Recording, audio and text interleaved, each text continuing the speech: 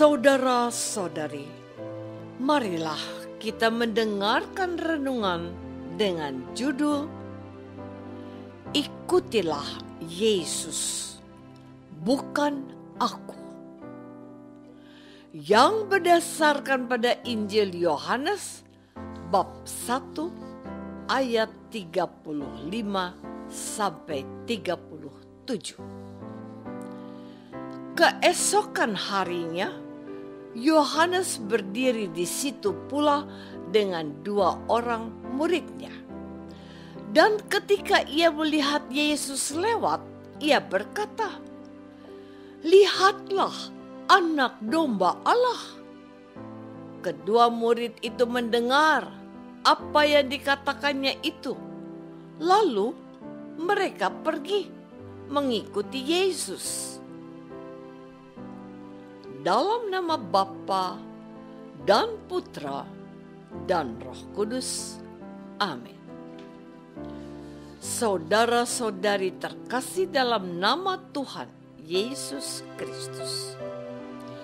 Pada masa sekarang ini, kita mengenal generasi yang disebut milenial dan Gen Z.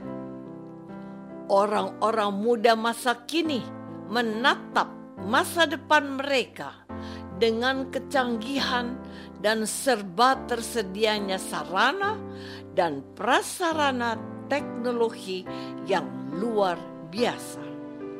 Sekurang-kurangnya mereka yang berada di perkotaan, yang sudah mulai merambah ke daerah pedesaan, mereka dapat memperoleh berbagai pengetahuan dengan mudahnya melalui internet, media sosial, atau gawai yang ada dalam genggaman mereka.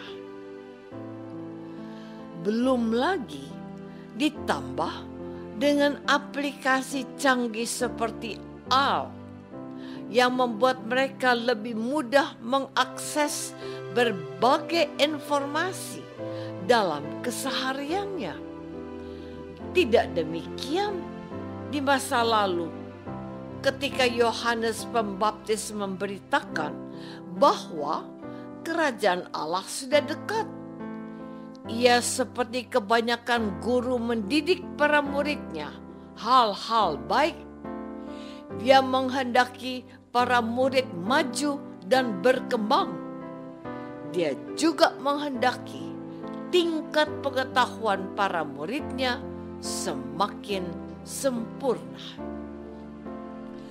Saudara-saudari terkasih, kepada muridnya Andreas dan Simon, Yohanes memperkenalkan seorang guru muda baru dengan berkata, "Lihatlah Anak Domba Allah."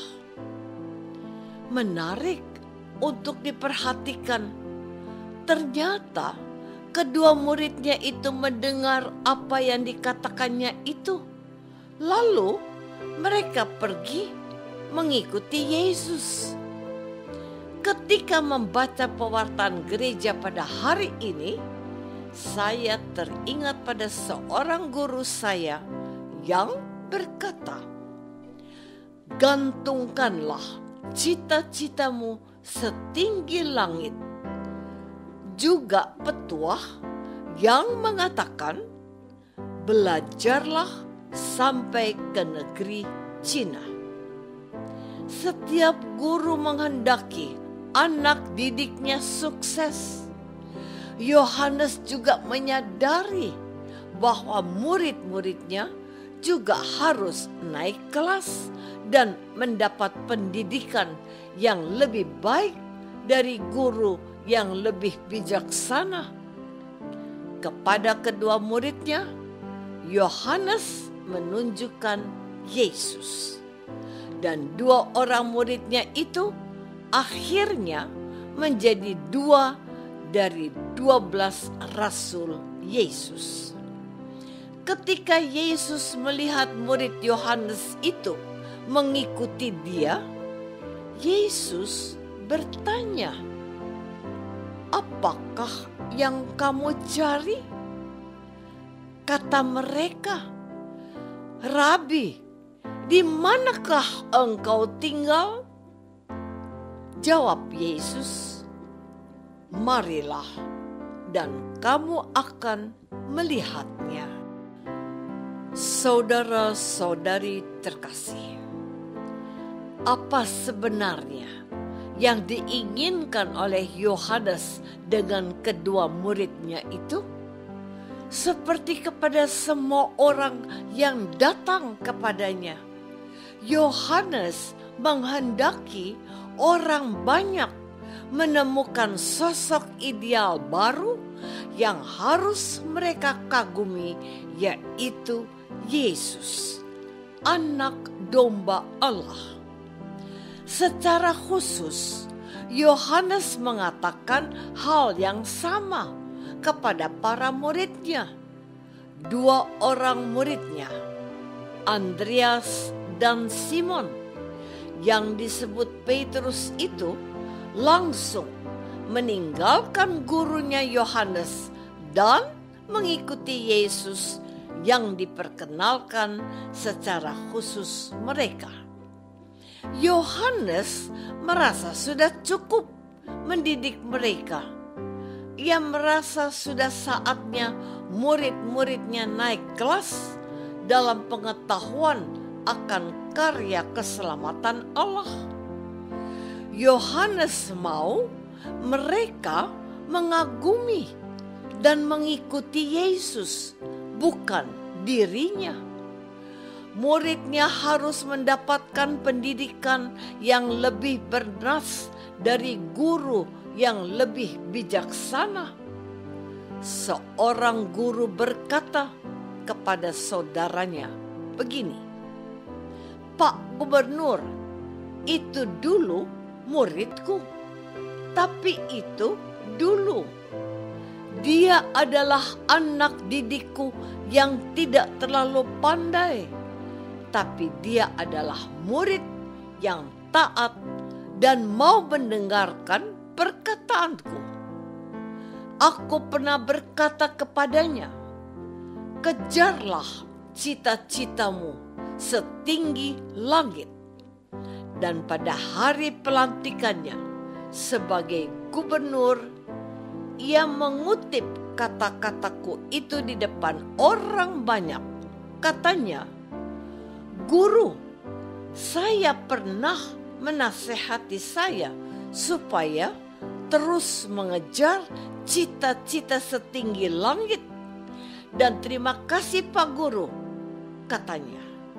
"Saya yang melihat pelantikan itu di layar kaca, aku terharu dan bersyukur bahwa dia ternyata seorang murid dan pendengar yang baik."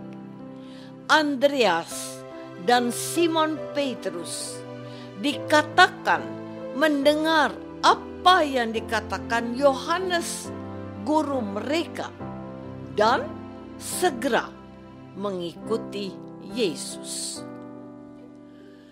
Saudara-saudari terkasih, apa yang dapat kita petik dari perikop Injil yang diwartakan oleh Gereja Kudus pada hari ini? Sebagai seorang guru, Yohanes telah mendidik para muridnya dengan baik. Namun, mereka tidak harus terikat pada dirinya. Mereka harus menemukan guru sejati yang harus mereka ikuti. Kita sebagai orang Kristen, janganlah merasa sudah berjasa karena membawa seseorang menerima Yesus. Orang itu harus semakin mengagumi dan menemukan Yesus secara pribadi. Apakah kita tidak penting? Kita ini hanyalah perpanjangan tangan Tuhan untuk menghantar orang lain untuk berjumpa dengan Yesus. Yang harus kamu ikuti itu Yesus, bukan aku. Itulah pesan terpenting dari Yohanes Pembaptis. Hal lain yang juga dapat kita petik adalah pesan seorang guru yang baik harus kita perhatikan dan kita taati. Ketika Yohanes menunjuk Yesus yang harus diikuti, kedua muridnya mendengarkan dia dan segera mengikuti Yesus. Mereka bercakap-cakap dengan Yesus dan tinggal bersama dengan Yesus. Kita diundang untuk menghantar sebanyak mungkin orang untuk bertemu dengan Yesus dengan cara yang bisa kita lakukan agar semakin banyak orang mendengarkan Tuhan Yesus saja. Apakah aku dalam hidupku sudah memperkenalkan seseorang kepada Yesus? Marilah kita berdoa.